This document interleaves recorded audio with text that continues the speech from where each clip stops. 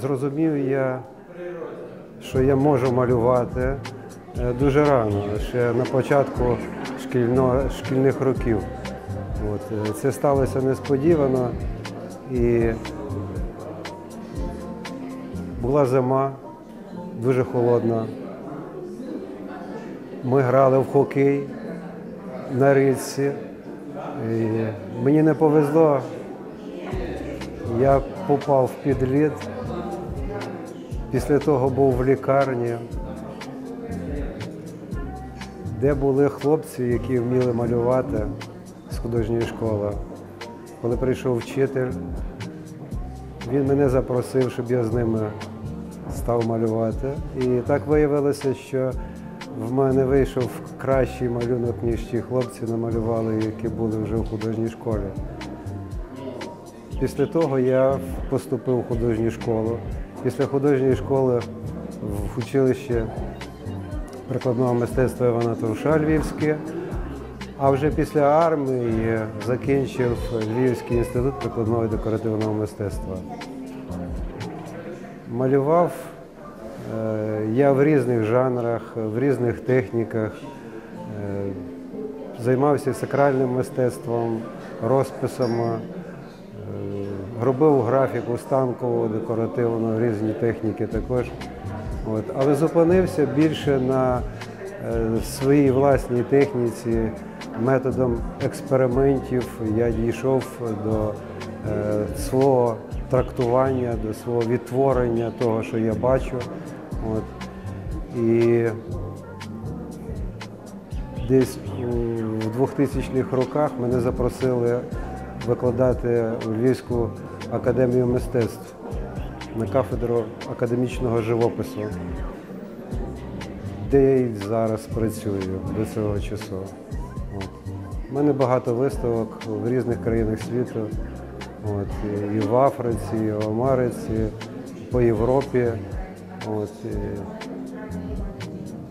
Дуже мені приємно було познайомитися із хорватськими художниками, із Хорватією. До речі, мені надзвичайно сподобалася Рогозниця, де ми минулого року на пленері були і нас запросили цього року. Шибенік – надзвичайно прекрасне місце з хорошим історичним середовищем.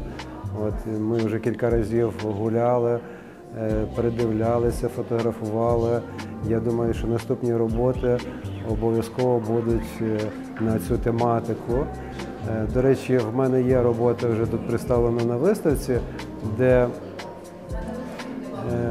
я у вигляді дерева, сосна.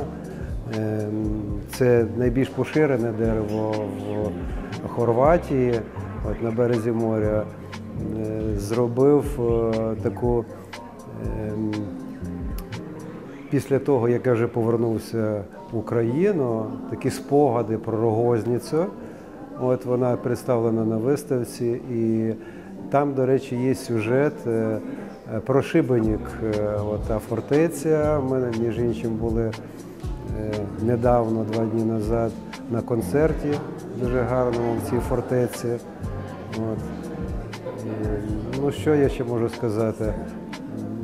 Прекрасна країна Хорватія. Мені дуже приємно, що хорвати відстояли свою незалежність, вибороли її, вистраждали. І я бажаю їм успіхів. І, звичайно, що я бажаю успіхів і своїй країні, яка зараз в війні, в страшній війні, де дуже багато людей гине, мирних людей, які не заслужили того. І ця поїздка в Хорватію для нас, вона якась як віддушина. Ми тут якось змогли розслабитися, по-новому побачити мирне життя, і оцінити його. І надіюся, що ми також, як і хорвати, виборемо свою незалежність і будемо жити в мирі. Я бажаю Хорватії прекрасного розвитку І, звичайно, бажаю своїй країні, Україні такого ж розвитку і такого життя, бо я думаю, що за багато століть Україна вже виборола, вистраждала і заслужила того, щоб жити в мирі, в Європі і мати прекрасне таке життя, як зараз мають хорвати.